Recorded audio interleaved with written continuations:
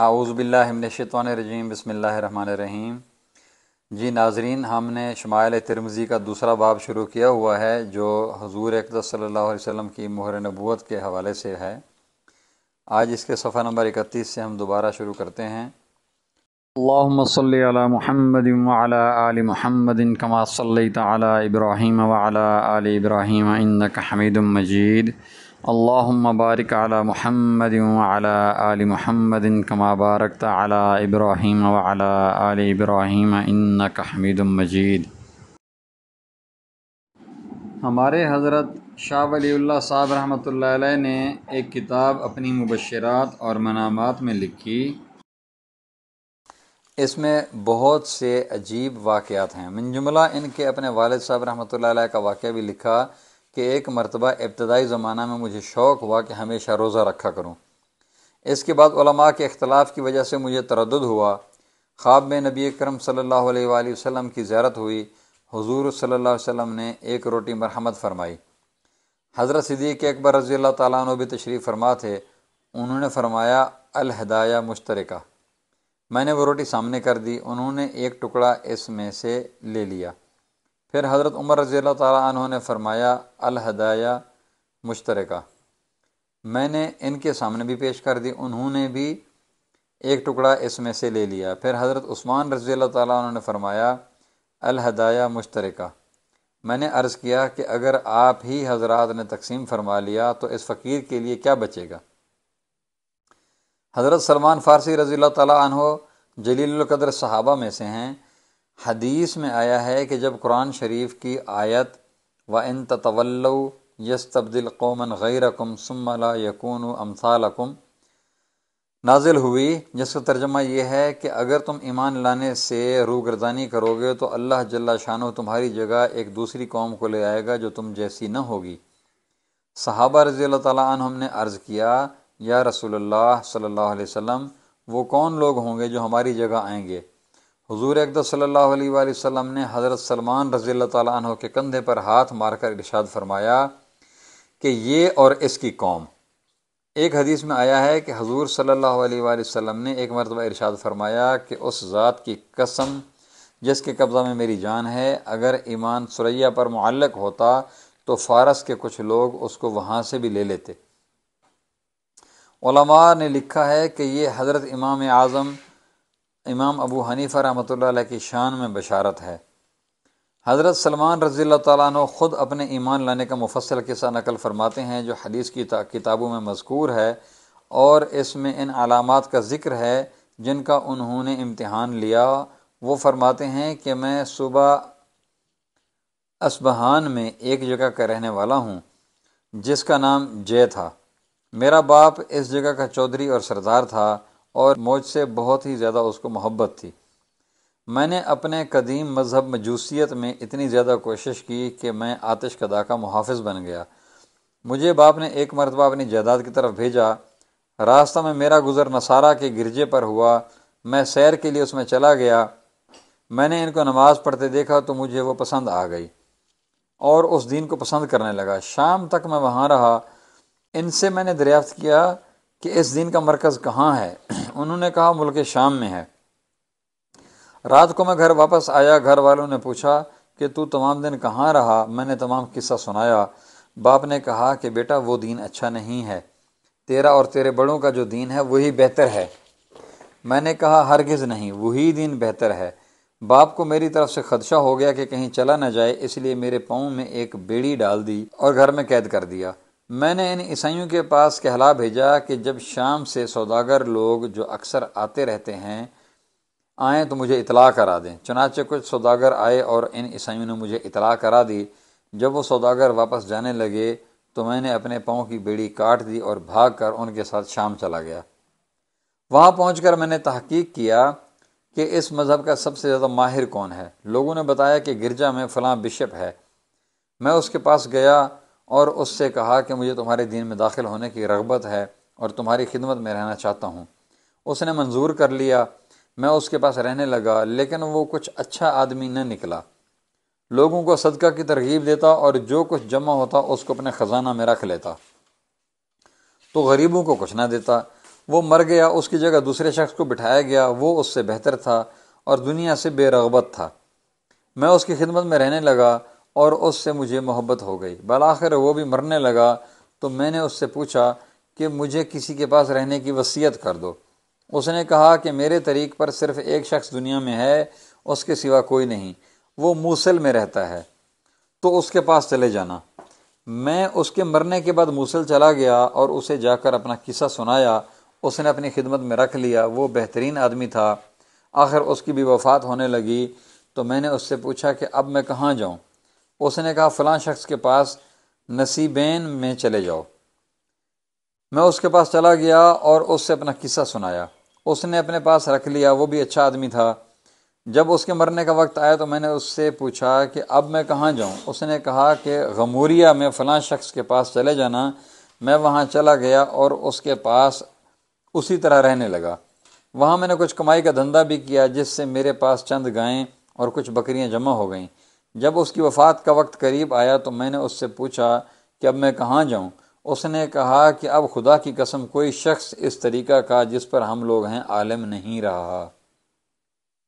البتہ نبی آخر الزمان صلی اللہ علیہ وآلہ وسلم کے پیدا ہونے کا زمانہ قریب آ گیا ہے، جو دین ابراہیمی پر ہوں گے، عرب میں پیدا ہوں گے، اور ان کی ہجرت کی جگہ ایسی زمین ہے جہاں کھجوروں کی پیداوار بکثرت ہے اور اس کے دونوں جانب کنکریلی زمین ہے۔ وہ ہدیہ نوش فرمائیں گے اور صدقہ نہیں کھائیں گے۔ ان کے دونوں شانوں کے درمیان مہر نبوت ہوگی۔ یہ ان کی علامات ہیں، اسی وجہ سے حضرت سلمان رضی اللہ تعالیٰ عنہ نے ان علامات کی تحقیق کی تھی۔ پس اگر تجھ سے ہو سکے تو اس سرزمین میں پہنچ جانا۔ اس کے انتقال کے بعد قبیلہ بنو کلب کے چند تاجروں کا وہاں سے گزر ہوا۔ میں نے ان سے کہا کہ اگر تم مجھے اپنے ساتھ عرب لے چلو تو اس کے بدلے میں یہ گائیں اور بکریاں تمہاری نظر کر دوں گا۔ انہوں نے قبول کر لیا اور مجھے وادی القریٰ یعنی مکہ مکرمہ لے آئے، اور وہ گائے اور بکریاں میں نے ان کو دے دیں۔ لیکن انہوں نے مجھ پر یہ ظلم کیا کہ مجھے مکہ مکرمہ میں اپنا غلام ظاہر کیا اور مجھے بیچ دیا۔ بنو قریظہ کے ایک یہودی نے مجھے خرید لیا اور اپنے ساتھ اپنے وطن مدینہ طیبہ لے آیا۔ مدینہ طیبہ کو دیکھتے ہی میں نے ان علامتوں سے جو مجھے غموریہ کے ساتھی پادری نے بتائی تھیں پہچان لیا کہ یہی وہ جگہ ہے۔ میں وہاں رہتا رہا کہ اتنے میں حضور اقدس صلی اللہ علیہ وآلہ وسلم مکہ سے ہجرت فرما کر مدینہ طیبہ تشریف لے آئے۔ حضور صلی اللہ علیہ وسلم اس وقت قباء ہی میں تشریف فرما تھے۔ میں نے حضور صلی اللہ علیہ وسلم کی خبر سن کر جو کچھ میرے پاس تھا لے جا کر پیش کیا اور عرض کیا یہ صدقہ کا مال ہے۔ حضور صلی اللہ علیہ وسلم نے خود تناول نہیں فرمایا، صحابہ رضی اللہ تعالیٰ عنہم فقراء وغیرہ سے فرمایا کہ تم کھا لو۔ میں نے اپنے دل میں کہا کہ ایک علامت تو پوری نکلی۔ پھر میں مدینہ تو یہ واپس آیا اور کچھ جمع کیا کہ اس دوران میں حضور صلی اللہ علیہ وسلم بھی مدینہ تشریف لائے۔ میں نے کچھ کھجوریں اور کھانا وغیرہ پیش کیا اور عرض کیا کہ یہ ہدیہ ہے۔ حضور صلی اللہ علیہ وسلم نے اس میں سے تناول فرمایا۔ میں نے اپنے دل میں کہا کہ یہ دوسری علامت بھی پوری ہو گئی۔ اس کے بعد میں ایک مرتبہ حاضر خدمت ہوا۔ اس وقت حضور صلی اللہ علیہ وسلم ایک صحابی رضی اللہ تعالیٰ عنہ کے جنازہ میں شرکت کی وجہ سے بقیع میں تشریف فرما تھے۔ میں نے سلام کیا اور پشت کی طرف گھومنے لگا۔ آپ صلی اللہ علیہ وسلم سمجھ گئے اور اپنی چادر مبارک کمر سے ہٹا دی۔ میں نے مہر نبوت کو دیکھا۔ میں جوش میں اس پر جھک گیا، اس کو چوم رہا تھا اور رو رہا تھا۔ حضور صلی اللہ علیہ وسلم نے فرمایا سامنے آؤ۔ میں سامنے حاضر ہوا اور حاضر ہو کر سارا قصہ سنایا۔ اس کے بعد میں اپنی غلامی کے مشاغل میں پھنسا رہا۔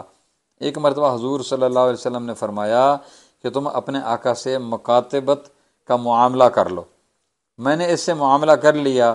اس نے دو چیزیں بدلے کتابت قرار دیں، ایک یہ کہ 40 اوقیہ نقد سونا، ایک اوقیہ 40 درہم کا ہوتا ہے، اور ایک درہم تقریباً 403 ماشا کا۔ دوسری یہ کہ 300 درخت کھجور کے لگاؤں اور ان کو پرورش کروں یہاں تک کہ کھانے کے قابل ہو جائیں۔ چنانچہ حضور اقدس صلی اللہ علیہ وسلم نے اپنے دست مبارک سے درخت لگائے، جس کا قصہ شمائل میں موجود ہے، اور اتفاق سے کسی جگہ سے سونا حضور صلی اللہ علیہ وآلہ وسلم کے پاس آ گیا۔ حضور صلی اللہ علیہ وسلم نے حضرت سلمان رضی اللہ تعالیٰ عنہ کو مرحمت فرما دیا کہ اس کو جا کر اپنی بدلے کتابت میں دے دو۔ انہوں نے عرض کیا کہ حضور صلی اللہ علیہ وسلم یہ کیا کافی ہوگا، وہ بہت زیادہ مقدار ہے۔ حضور صلی اللہ علیہ وسلم نے ارشاد فرمایا کہ حق تعالیٰ شانہ اسی سے عجب نہیں پورا فرما دے۔